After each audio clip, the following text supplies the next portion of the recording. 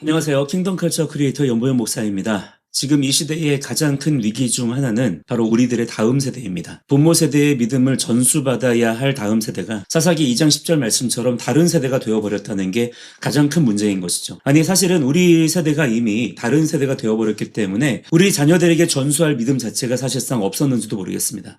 지금 이렇게 청년 세대들이 많이 깨어났다고는 하지만 그러나 과연 그 청년들이 예수님을 만났는가? 자유의 가치를 알고 보수주의자로 깨어나기 시작한 건 정말 고무적이고 고마운 일인데 과연 그 청년들 그리고 청소년들 어린이들이 예수님을 인격적으로 만났고 하나님을 경외하는 삶을 실제적으로 배우고 있는가? 살아가고 있는가? 하는 측면에서 보자면 사실 지금 되게 암울하죠. 요즘 다음 세대 사역의 위기를 논할 때 흔히 들리는 이야기들이 있습니다. 아이들이 말씀을 들으려 하지 않는다. 요즘 애들은 재미가 없으면 아예 관심을 끈다. 그러니 어떻게든 흥미를 끌기 위해 자극적인 요소를 넣을 수밖에 없다. 심지어 어떤 분들은 이런 상황을 타개하기 위해 고군분투하는 캠프나 수련회 단체들을 비판하지 말고 응원해야 된다라고 말하기도 합니다. 현실이 오죽하면 그러겠냐는 거죠. 현실이 이렇게 암울한 상황에서 그런 캠프나 수련회들, 찬양 집회들이 그나마 아이들에게 CPR을 하고 있다는 거예요. 그래서 그나마 지금 현상 유지라도 되는 것이다. 이런 식으로 얘기하는 분의 의견도 들었습니다. 네, 그 심정이 어느 정도는 이해가 됩니다. 어떤 마인드로 그런 얘기를 하는지도 대충은 알겠어요. 현장에서 아이들과 씨름하는 사역자들의 고충을 모르는 바가 아닙니다. 하지만 진지하게 묻고 싶어요. 아니 스스로에게 물어봐야 됩니다. 부모님들은 물론이고 자칭 다음 세대 전문 사역자라는 분들이 있다면 스스로에게 물어보셔야 돼요. 뭐가 다음 세대 사역이죠? 우리가 다음 세대에게 가르쳐야 하는 게 대체 뭡니까? 우리가 아이들에게 보여줘야 되는 게 뭐죠? 보여주고 싶은 게 뭡니까? 아니 더 솔직하게 말해봅시다. 우리가 다음 세대 아이들에게 보고 싶어하는 게 대체 뭡니까? 저는 이런 점에서부터 우리의 논점 자체가 잘못되었기 때문에 지금의 소위 말하는 다음 세대 사역, 특히 다음 세대 전문 사역이라는 영역에 대해서 대단히 회의론적인 시각을 가지고 있어요. 오히려 저는 다른 부분이라기보다는 성경에서 말씀하는 원한 그대로 가르칠 때 훨씬 더 강력한 변화가 일어난다는 것을 실제로 경험하였습니다. 저는 둘 다를 충분히 경험을 해봤고 시행착오를 겪어봤고 또 열매도 거둬봤기 때문에 거기에 대해서 말씀드릴 수 있는 근거나 내용들을 가지고 있다고 생각합니다. 분명한 건 지금의 일반적인 다음 세대 사역의 패러다임은 대부분 성경의 방향과 다르다는 것입니다. 조명과 음향, 웃기고 울리고 음악과 프로그램 위주로 짜여진 프로그램이 오히려 신앙교육에 도움이 되기보다는 본질을 대체하고 눈을 가리는 역할을 한다는 거죠. 물론 그런 화려한 조명과 자극적인 간증, 감정을 고조시키는 캠프나 수련회가 다음 세대 위기의 유일한 원인은 아닙니다. 그것 자체가 마귀적이다, 사악하다 그렇게까지 말하고 싶지는 않아요. 하지만 이것이 한국교회 전체에 미친 구조적인 악영향은 결코 무시할 수 없다고 생각합니다.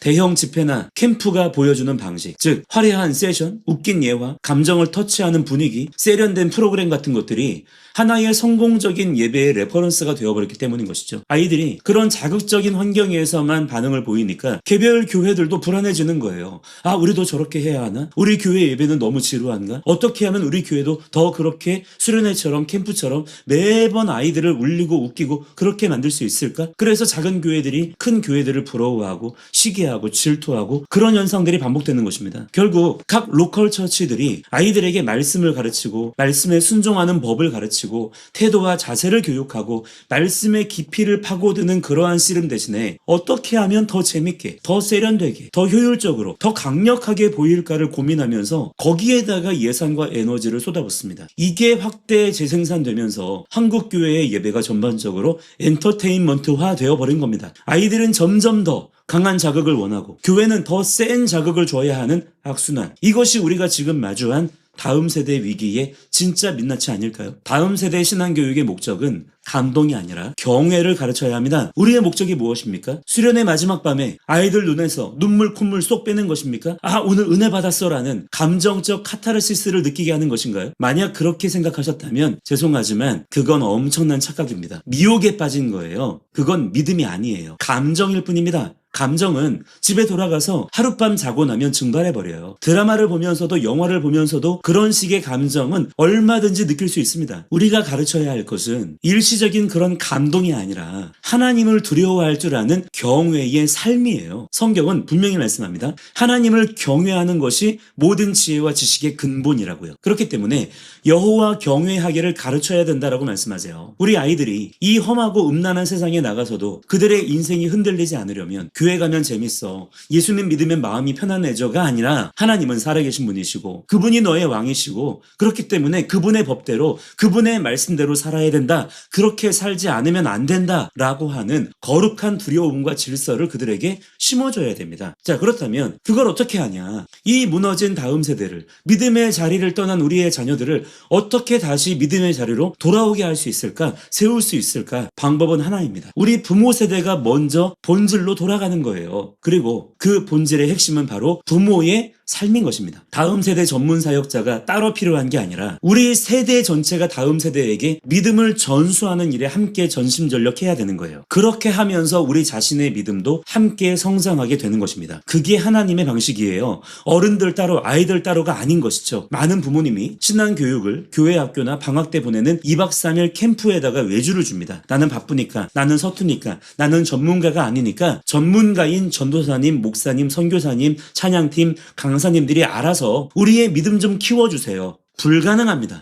아이들은 설교자의 입을 보는 게 아니에요. 부모의 등을 보고 자랍니다. 부모의 삶을 보면서 믿음의 증거를 갖게 된다고요. 부모가 집에서 성경 한 줄 읽지 않고 말씀대로 살려고 몸부림치는 모습을 보여주지 않는데, 부모가 교회에서는 아멘하지만 실제 현실에서는, 실제 가정의 삶에서는 전혀 하나님과 상관없는 삶을 사는데 아이가 어떻게 하나님을 믿습니까? 아이들에게 부모의 신앙은 가짜로 보일 수밖에 없는 거예요. 설령 착실하게 교회 잘 다닌다 그래도 그 잘못된 신앙을 그대로 물려받게 될 뿐인 것입니다. 믿음은 관념이 아니라 실제입니다. 삶과 분리된 믿음은 거짓 믿음이에요. 이건 제 말이 아닙니다. 진리의 말씀이에요. 진리는 현실에 대한 것이고 하나님은 창조주이시고 우리는 피조물로서 살아가는 존재들인 것입니다. 우리는 아이들에게 성경 지식을 주입하는 것을 넘어서서 어떤 종교적인 감성을 불어넣는 것을 넘어서서 믿음으로 사는 법을 실제적으로 보여줘야 되고요. 가르쳐야 됩니다. 자, 어떻게 하는 것이냐? 성경을 아이들에게 읽히십시오. 아니, 먼저 읽으십시오. 암송을 아이들에게 시키십시오. 아니, 아이들 앞에서 먼저 암송하는 자가 되십시오. 그리고 무엇보다 부모 된 여러분이 뭘 하셔야 되냐? 성경의 말씀이 실제 우리의 삶과 어떤 상관이 있는지, 말씀대로 산다는 게 무엇인지, 그 말씀이 정치, 경제, 사회, 가정에서 어떻게 적용되어야 되는지 치열하게 여러분 자신의 살아내는 모습을 아이들 앞에서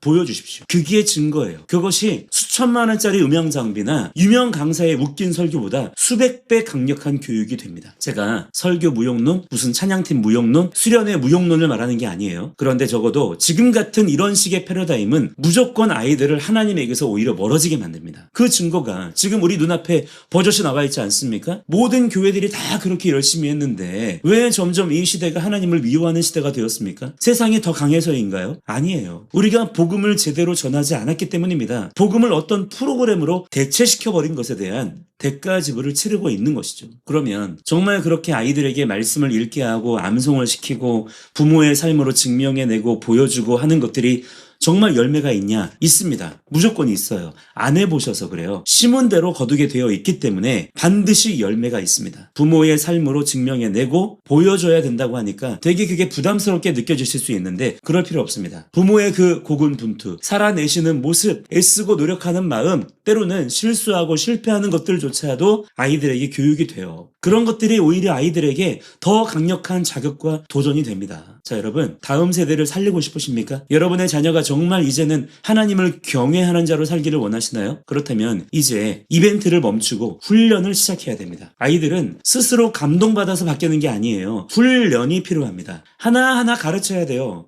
그리고 증거가 필요합니다. 그 증거가 바로 부모님의 삶, 어른들의 삶이에요. 아이들이 지루해할까봐 두려워하지 마세요. 아이들은 집중력이 부족하니까 5분 단위로 컨텐츠를 바꿔줘라, 이런 소리를 신학교에서 기독교 교육학 가르칠 때 교수들이 진지하게 얘기하곤 하는데 실제로는 전혀 그렇지 않습니다. 아이들이 얼마나 집중을 잘하는데요. 안 가르쳐서 그래요. 지금 필요한 건 아이들의 비위를 맞추는 기획이 아닙니다. 가정에서부터 말씀을 펴고 그 말씀의 원리대로 살아가는 거룩한 시스템을 우리들의 삶으로 구축해 나아가는 거예요. 교회의 본질을 회복하고 말씀이 내 삶의 실제가 되는 되는 것을 보여주는 것, 그것만이 영적으로 죽어가는 이 시대를 살릴 유일한 길이 되는 것입니다. 자, 오늘 영상은 여기까지입니다. 저는 다음 영상에서 다시 찾아뵙겠습니다. 감사합니다.